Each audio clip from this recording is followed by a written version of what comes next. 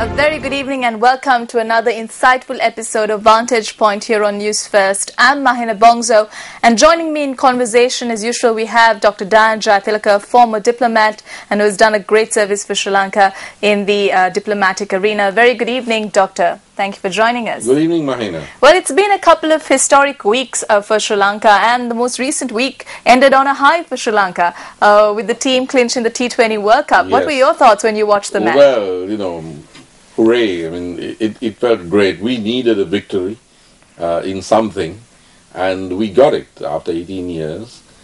My congratulations to our brilliant team. It felt really good. Of course, it did. And let's talk about, in the political arena, we had a race or a massive tournament in the Western and Southern Provincial Councils with the elections taking place just 2 weeks ago. And the results came out, and the UPFA obviously clinched victory in the provinces. What were your thoughts, Doctor, by analysing the results as a whole, if you take a look at the provinces? What were your thoughts or your analysis of the results? Well, Mahina, the UPFA won fairly clearly, and one might say cleanly, and the percentage that the UPFA got was quite creditable for a ruling party anywhere in the world. It was relatively comfortable. But there was also a downside for the ruling coalition, because there's been a decline in the number of votes, the percentage that they obtained. It's not maintained its performance. There's been a drop. That's very clear. What is most dramatic is that there's been a drop in the province where the ruling coalition, one might even say the regime, is strongest. That is in the southern province. It's particularly dramatic in the Hambantota district. So it has been a clear win for the UPFA, but not something that they would be happy about. Most commentators talked about the decline. It's not a very steep decline. I mean, there's no tailspin. This is clearly a victory, but it wasn't a victory that the government could be happy about, could be contented about. Now, these elections, Mahina, are really the gateway. They're different from other provincial council elections. Certainly the Northern Provincial Council election last year was probably more important in terms of our history. But the two elections that were held this time in the West and in the South were more important than any other provincial council elections for a long time, because they are the portal, the gateway to the national elections, which are scheduled to be held in 2016, but could very well be held in 2015. There's only one more sub-national election to go, and that is the Uva Provincial Council election. There's nothing else. There's Uva, and then you're into the national elections, by which I mean the presidential and parliamentary, be they in 2015 or 2016. Now, these elections were very important for yet another reason. I said that the southern province was the stronghold of the regime. And Hambantota district also. Yes, but no less a stronghold was the western province for the UNP in the old days, because of Colombo and because of the fact that the western province has the most number of middle class voters. It's the most developed, it's the richest province. So it provided a very good opportunity to test the relative strengths of the government and the main opposition party. And Well, we saw what happened. There was a stagnation in the UNP's performance, a decline in some parts, a stagnation overall. The UNP has kind of frozen between 25, 26 plus. But in the most important UNP stronghold, Colombo, there was a drop in the UNP's performance, including in Colombo Central, which is the most populous area or electoral area in Colombo, and is the seat that is nurtured by the UNP leader and the opposition leader, Mr. Ranil Wickremesinghe. There the UNP dropped by 5,000 votes. So you have a drop in Hambantota for the government, a drop in Colombo for the UNP. Of course the government won both. The UNP lost in both. But the trend is one of a drop, a decline for the two major political formations. There's been we'll talk about that in a while, I hope. There's been an exception, that is the Tissamaharama district, the Tissamaharama electorate in Hambantota, but that's something we can talk about. That's the only exception of an uptick, except for marginal uptick in Kalutara for the UNP. Tissamaharama has been a significant seen a significant improvement, but let's get on to that as you go along. Doctor, you were talking about a significant decline, or a decline in the number of votes taken by the government. What would you attribute this to? Well, one is attrition. I mean, the government has been in office, if you take the ruling coalition, it's been in office from 1994 in the country as a whole, not in these provincial councils, but yes, they've also been in power in the provincial councils since 94. So there is what is known as an anti-incumbency factor. But there is also the fact that the present leadership, the president, has been in office since 2005. My hunch, and this is something that we can speak about in a while, my hunch is that the president's personal popularity is higher than that of his government.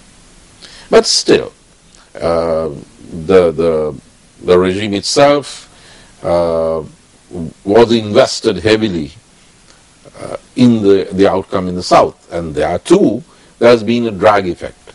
So I would say, Mahina, that it's a kind of a feel not so good factor. I mean, you've got a feel good factor, you've got a feel bad factor. Obviously, if there were a feel bad factor that were preeminent, the government would have lost. It didn't lose. But it didn't win spectacularly either. It couldn't maintain its margins. So there's a feel not so good factor. 5 years after the war, I think that people expected to feel better. They expected to feel different. There is a sense that something isn't going quite right. There's a sense that we are under siege, that things aren't working properly, and therefore that registered in a downswing, including in the government's stronghold of the southern province, and including in the Hambantota district, which is sort of almost a fiefdom. Would you say that the same feeling is amongst the people of Colombo? Because you said that there was a slight drop for the UNP too in the elections, and specifically in their stronghold Colombo. Do you feel that this not so good factor is also the same in Colombo? Well, the government did drop in the western province, so yes, there's the feel not so good factor at work. But there's also a feel not so good factor about the main opposition party, the UNP, except in Tissamaharama, because and Kalutara. But in Colombo, one would have expected the UNP to do spectacularly well. You have a relative decline in the performance of the government, Mahina, but what is it relative to? it's not relative to the UNP, it's relative to its own high watermark. So it's relative to the government's own performance. Now, under normal circumstances, you would expect to see a corresponding upsurge in the performance of the main opposition party, especially 1.5 years away from national elections, 20 years down the road from the SLFP's first victory in 1994, 20 years.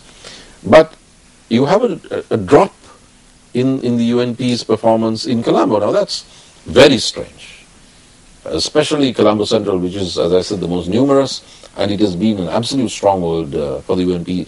Colombo Central is to the UNP what Hambantota is to the Rajapaksas. But it's dropped.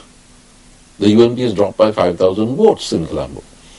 So that tells me that this crisis is bigger than one thinks. It's not just that the government is dropping and the opposition is moving up. That makes it simple. But the government is dropping. The main opposition party is also dropping. But the new opposition is moving up. And within the established opposition, you have a dissident personality performing well in Tissa Maharama. So there is a pattern there. The established opposition is moving down. A newly emergent opposition or revived opposition, in the case of the JVP, is moving up, not fast enough to close the gap with the government or even with the UNP. But there is a movement, a push up from one part of the opposition. You may call it the opposition to the opposition or the opposition to the main opposition. But even within the government, I found something very interesting, and that is the impressive performance of young Hirunika Premachandra. I was just going to get there in a moment, Doctor, about the newcomers to this political arena. Yes. We had Hirunika Premachandra coming in. We also saw S.M. Marikar from the UNP yes, coming in. He did very well. He came first in the party, yes. And we also saw people like Prasanna Ranatunga keeping on his consistency. Right. These were players who have really made a significant mark in politics. Let's talk about Hirunika Premachandra, for instance. She comes from a background, a political background. Her father was a huge personality in the political arena. His death caused ripples in not only the political arena but across the country. And she has come in very strongly, and we saw her presence at the provincial councils this time. What do you make of her, Doctor? Well, I think she's something of a phenomenon, which means that a lot of people, or a lot of elements will try to put the lid on her and keep her down. Now, this was Hirunika's first time out, really, at an election. She faced formidable odds. She was fighting in Colombo, and you had experienced political personalities such as Uday Gamanpila and Nishanta Varnasinghe also on this list. You had very open, powerful patronage for Gamanpila and Nishanta Varnasinghe. But Hirunika, without a father, without much of a machine except for what she inherited from her dad, managing to fight a campaign and come out first. Now, I mean, she's mediagenic. She's mediagenic not only because of her looks, because there were actresses. She's not an actress who didn't do well. So she wasn't the only pretty face in the campaign. But there was something about her that resonated. She was also backed by clearly the first family, but as importantly, or even more importantly, by the Sri Lanka Freedom Party, especially Maithripala Sirisena, the secretary, and others. So what really happened in Colombo was a tale of a campaign which saw the SLFP supporting Hirunika and the JHU, backed by a sort of powerful officialdom, vying for the top spot. And Hirunika won. Now, I must say that I wonder why she didn't get a portfolio in the Western Provincial Council. Now, of course, I understand why Prasanna Ranatunga was made Chief Minister. I mean, he's got 240,000 preference votes. And he's, true blue SLFP. So that makes sense. But I must also say that I don't really understand how Uday Gammanpilla can get a portfolio. I mean, that's fine. But Uday Gammanpilla get a portfolio, but Hirunika Premachandra not get a portfolio. That's the question. But can you compare the two of them? Dr. Uday Gammanpilla has been in the political arena for a very long time. Hirunika Premachandra, a newcomer. Can you compare the two, Doctor, and the two of them in two different leagues? Well, yes, and that's why it's more impressive that Hirunika won. Hirunika came into a campaign where she was a fresher, but she won, which means that she did better than somebody who was more experienced. And therefore that should have, that means that there's something to her. There's something there. That should have been perhaps recognized. And it would have been a signal to the younger people. It would have been also good for the Sri Lanka Freedom Party to have somebody like that wielding a portfolio. Because you have an older Hirunika equivalent in Dayan Jayatilleka, who came over from the UNP and he was the Chief Minister of the Northwestern Province. That was a very good move made by the President. Hirunika is a junior Dayan Jayatilleka in looks and speaking ability, and they're both lawyers. So I would have thought that this would be exactly the kind of young person that the Sri Lanka Freedom Party would want to promote as a kind of a pin-up poster girl in Colombo, because she's proved herself. But that is not exactly what happened. So I don't know whether that's smart politics. It's always good to go with the younger people who do better. But a significant feature of this year's provincial council elections for the Western and Southern Province was that the ruling party fielded a lot of youngsters. There were a lot of youngsters who gave in their nominations, who contested, and many of them come from political backgrounds. We spoke about this in our previous segment too. And these were sons and daughters of politicians who competed for this year's elections, Doctor. So does that show that the government is trying to fuel in new blood into the political mechanism, or is this just a part of a political dynasty that continues? Well, yes, there is definitely a dynastic dynamic. But, I mean, as someone in the media, maybe you would want to correct me on this, but watching the campaign, I really can't think of any more memorable candidate on the government side. I mean, somebody who made more of an impression in either province than Hirunika. I mean, if you ask me the names, I watch the news every night, especially during the campaign. I mean, Prasanna we know. So yes, I mean, very solid preference vote and so on. That's understandable. I'm talking about the government side, not the opposition, because there's plenty to talk about on that side, the losing side. But in terms of the government candidates, in terms of personalities, the personality who sticks in the mind, not only because she's cameragenic, but because she won in Colombo, proved herself, was Hirunika Premachandra. So, yes, there are other young people, but nobody who caught the eye, really, and who registered, okay, this is somebody who's really fought a tough campaign against difficult odds and pulled it off and won. So, it was rather like Dayan during the NWP election. I mean, that's the one who caught the attention. So I think that this young lady will have a tough time, because in this political atmosphere there will be an effort really to kind of make her chill out and maybe even marginalize her a bit. But I don't think that's going to be possible. She's already made her mark.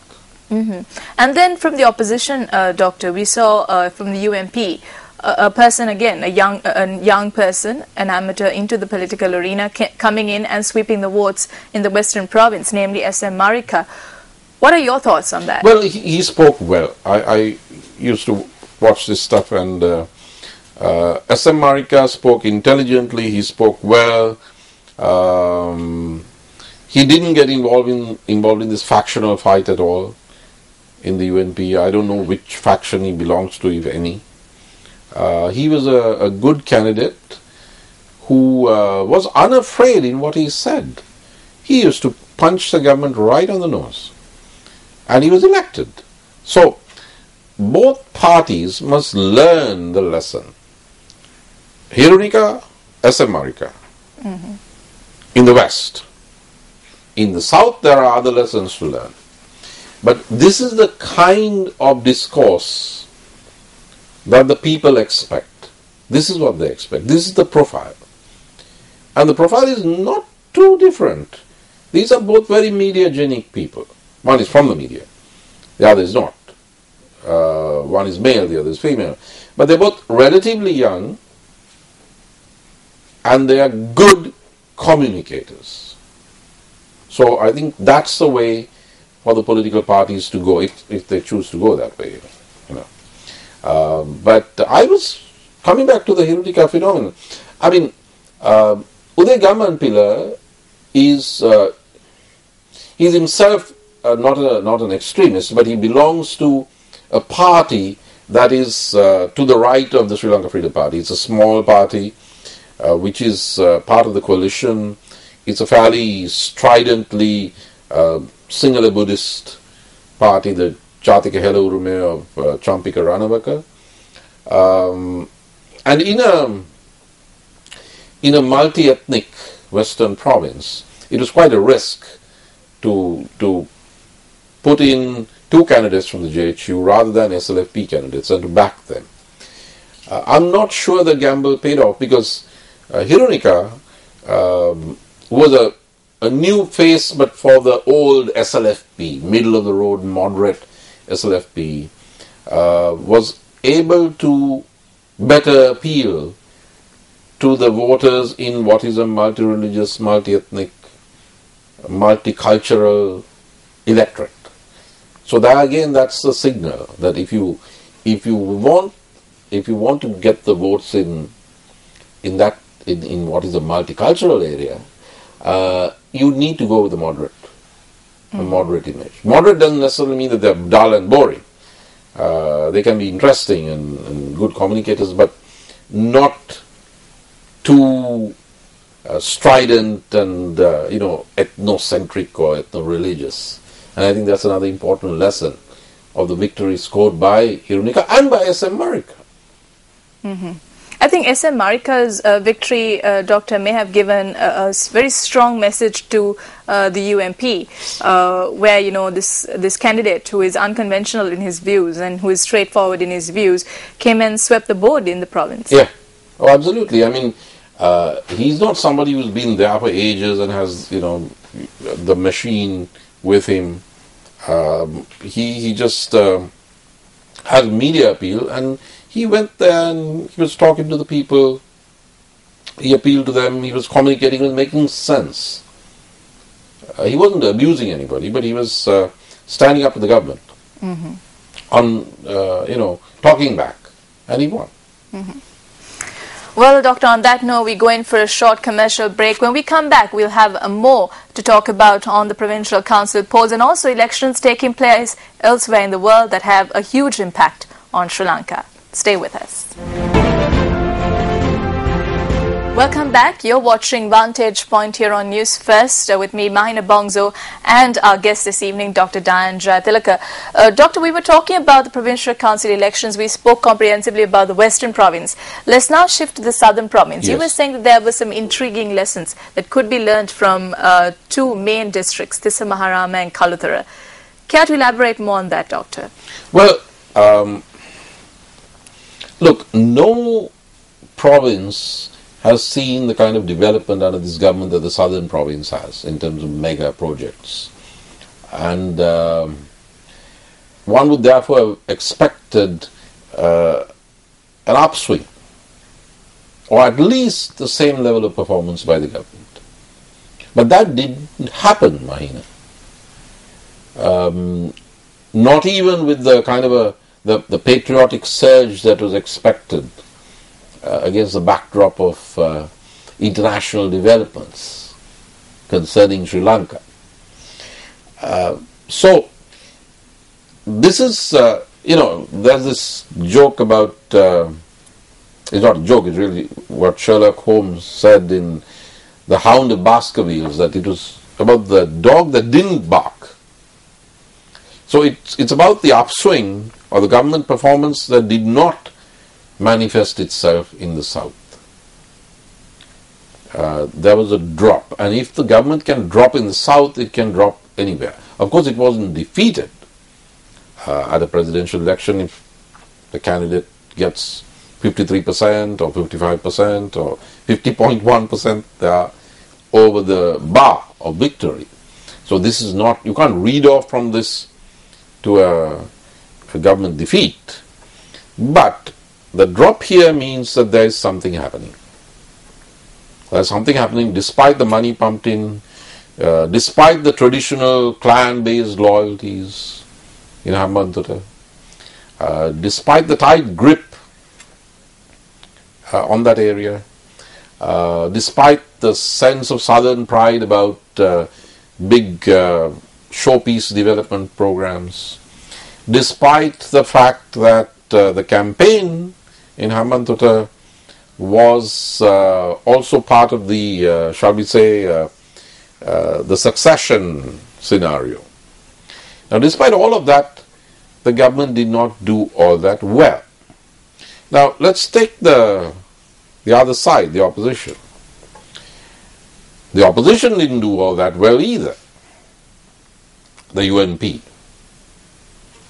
It dropped. But there was one place where there was an exception. And that one place is significant. That's Tissa Maharama. Tissa Maharama is about as far south as you can get. It's the deepest of the deep south. It's like Valvatiture in the north. It's the furthest of the far north. It's very specific. It's a very, it's where Vijay Veera came from. It is an area in which one would have expected a regime victory. And you would have expected the UNP to be decimated. But that didn't happen. That didn't happen. You have a UNP increase by 10,000 votes. Now, 10,000 votes doesn't seem very big. But in Tissa Maharama or in the south, we're not talking about the metropolis in Colombo. That's a lot of votes. 10,000 vote increase, a 10%, now 10,000 votes means a 10% increase in the UNP's performance. And that was because of this, everybody knows what happened there. It was Sajith Premadasa's campaign. And Sajith Premadasa was fighting on two fronts. On the one hand, against the regime and the machine.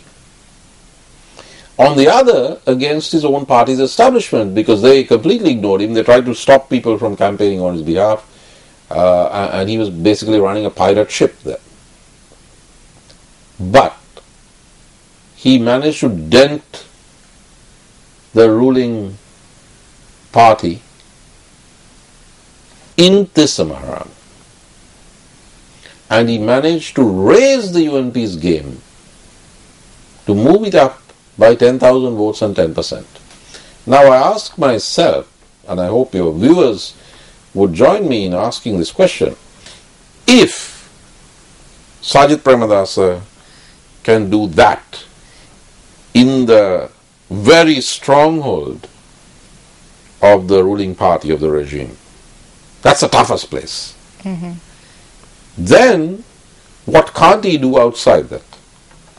This is the toughest place. If you can play on this wicket and put 10,000 more votes and 10% uptick, then what you can do in an area where the ruling party, where the regime itself is not that rooted, could be quite dramatic if you are running the campaign, if you are leading the team. That's an obvious question to me. Just as I said, if the ruling party can decline in the south, including in Hambantota, it can decline more dramatically anywhere else and everywhere else. Similarly, if Sajith can move the UNP up in the stronghold of the Rajapaksas, really, then he can do that anywhere. He is the only UNP political personality who has had to fight the Rajapaksa machine for what? And in the 10 years. Rajapaksa stronghold. I mean, for a long time. But he's the only one who has that experience. It's like facing pace bowling. He's the only batsman in the UNP who has faced that. And he has held the ground. The UNP has retained, well, it's 3+1 because there's a shift of a seat. It has held its ground in Hambantota. In fact, if your figure is 2009, it's moved up a little bit, improved its performance. Now, Sajith's detractors in the party have not done very well. In Mathura, there's been a drop in the UNP vote.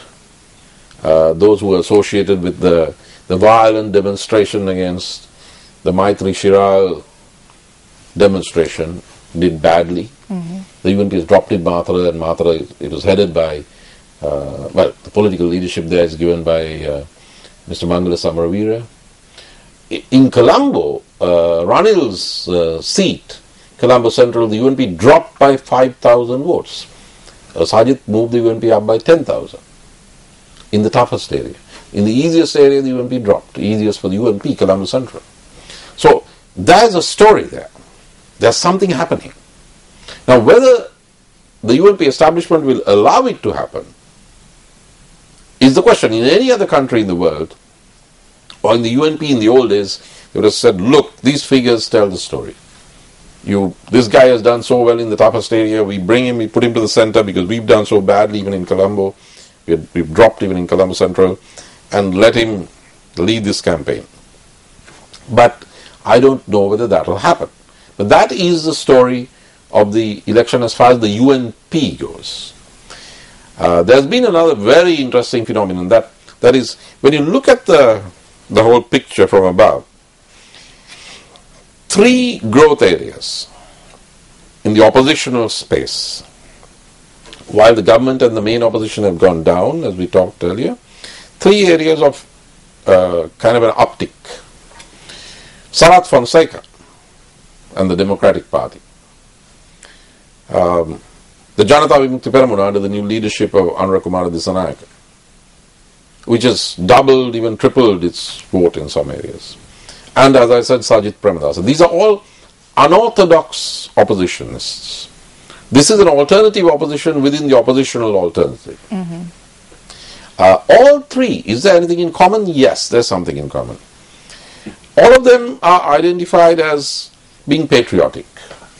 I mean, they have chosen not to use the rather stale nationalism of the government. But unlike the UNP establishment, General Fonseca, the JBP and Sajith Premadasa within the UNP are seen as more nationalist or more patriotic than and they've also been very outspoken during this entire campaign trail, they have been very outspoken and very strong in their views. For instance, the JVP, led by Anurukumara Dissanayake, before going into the elections during their campaigns, have always said that we are the true opposition. We are the one who the people will turn to for any questions or, any sort of highlighting of problems in the government side. We therefore remain as the true opposition. So you're saying, Doctor, that this election has proved to a certain extent the statements made by the JVP and even the Democratic Party, which has said that we've been the third force right along and we will be another opposition in time. Well, Mahina, I think your station carried two excellent programs. This program Satana that you have. Anurukumara Dissanayake put in a superb performance. And the next day, I believe it was, General Fonseca appeared on Satana, and he did very well as well. Now, these are two different constituencies, we have to understand. Two different types of appeal.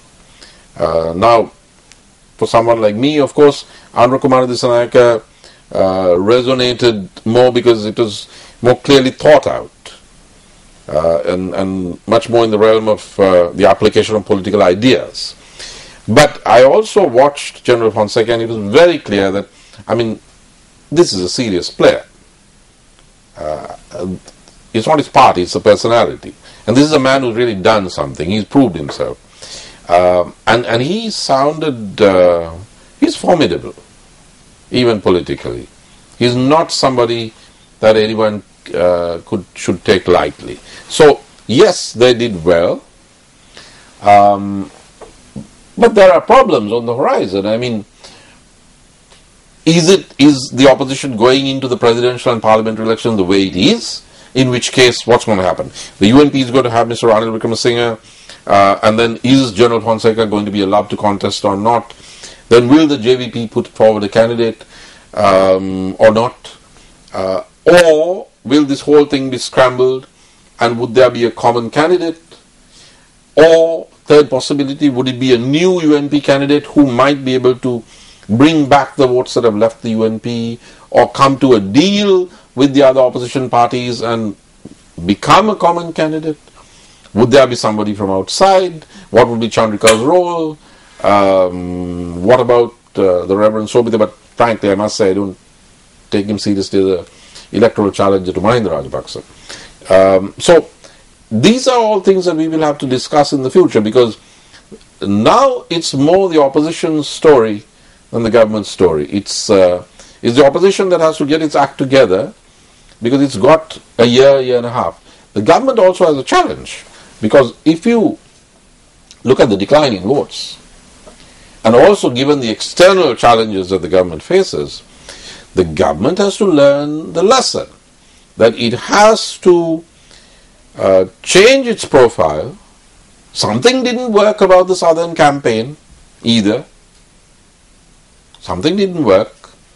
So, it has to change its profile, it has to broad base itself, it has to be politically stronger in order to face the electoral challenges and the external challenges. That means restoring the pride of place of the mainstream moderate Sri Lanka Freedom Party, which has felt itself to be somewhat marginalized by smaller parties and personalities and factions and clans and so on and so forth, different power centers. The time is coming for the government to rehabilitate, restore and reconstruct the SLFP as part of its campaign strategy for the national elections that are coming up. Mm-hmm. The opposition has to make its own decisions about its strategy, whether they are going to field candidates as presidential candidates, or whether there's going to be some kind of common opposition bloc, and who it will be led by. These are very interesting questions? Well, Doctor, there's a lot to think about for both sides, for the ruling party and the opposition, and also the new forces that have come in. These elections, do you see that these elections have really shown a shift in the political arena in Sri Lanka, in Yes. the way people think, in the way that candidates should be fielded, in the way the parties should think? It has given a new approach to both parties to think about. It's And new certainly challenges for sure. It's certainly been a wake-up call, Mahina. But in Sri Lankan politics, there's a tendency to pretend not to hear the alarm when it's ringing. Well, Doctor, let's move from our political arena to another political arena that is heating up. It started heating up at the beginning of this week with the Indian elections, billed as the biggest elections in the world in a democratic country. We have two main parties, the Congress and the BJP, the more nationalistic party. We have two candidates, Rahul Gandhi and Narendra Modi, contesting for this election. And you have Sri Lanka here, who is on the sidelines, but is having quite an impact on these elections. Your thoughts, Doctor? Well, it's not the usual kind of election, is it? We've had a BJP administration in India before, but that was under a figure who was not that controversial. In fact, he wasn't controversial at all. That was Atal Bihari Vajpayee. Now, Mr. Vajpayee had a more controversial element in his government at that time. Mr. L.K. Advani, who was seen as something of a militant, even slightly communal. But even Mr. Advani has had problems, question marks about the controversial candidate for prime ministership of the BJP, and that's Mr. Modi. Now, if Mr. Modi wins, the whole of the subcontinent is going to have to take stock. Frankly, even outside the subcontinent, even the United States, which once refused him a visa, is going to have to take stock. You don't really know. There's an element of unpredictability. Now, of course, India doesn't have a presidential system. I mean, you've got a president, but it's a prime ministerial system. And there is a school of thought that if the BJP wins, but doesn't win adequately to form a government, then it may have to pull Mr. Modi back and put forward one of their own people who is more able to get the support of the various communities, such as the Muslims. But right now, I mean, I really should not venture to predict anything about the Indian elections. But right now, it looks like it will be difficult to hold Mr. Modi back. The BJP surge is really a Modi surge. It's almost like a presidential election, though it's not a presidential system. It's the personality of Mr. Modi and what he represents. He's a very good speaker. He's an Indian nationalist, a Hindu nationalist, if you want to put it that way. He's strident. He's not shrill. He's very self-confident. He's not afraid to speak his mind. He's fought an aggressive campaign. He's fighting aggressively. He has a track record of economic turnaround, which is very dramatic in his home state. So this is a very interesting mix of an open economy, success in an open economy, but a kind of a tougher profile for India, if you like. No longer Mr. Nice Guy like Dr. Manmohan Singh, who has said that he will be stepping down. Yes. Well, it's good that he's not taking a leaf from our local opposition leader's book and staying on, because very soon we'll have to celebrate the 20th anniversary of our opposition leader's stay as opposition leader. But yes, Dr. Manmohan Singh will be stepping down. So it's also a test for Mr. Rahul Gandhi.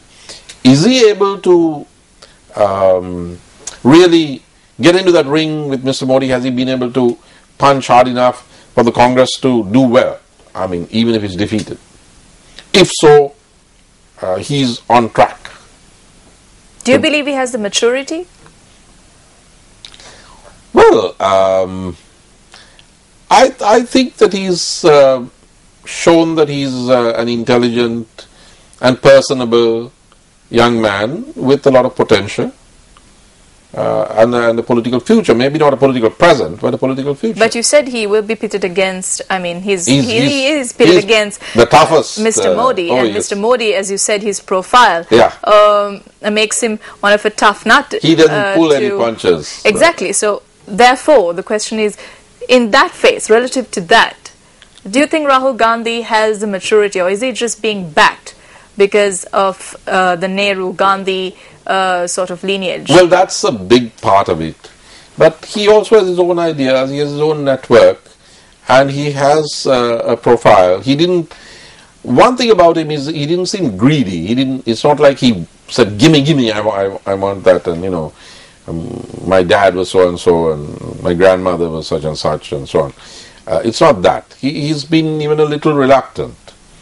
So he comes across as a personable, pleasant, intelligent young man, but we really don't know until the votes come in how he would have performed. If he has given the Congress a respectable showing, then we are really seeing a future Prime Minister of India. Mm-hmm. Now the results will take weeks to come. That's how the Indian election systems work. Yes. I think the date, if I'm not mistaken, has been put as somewhere as far as even May for the results to actually come out and May, for the final results to be announced. Yes.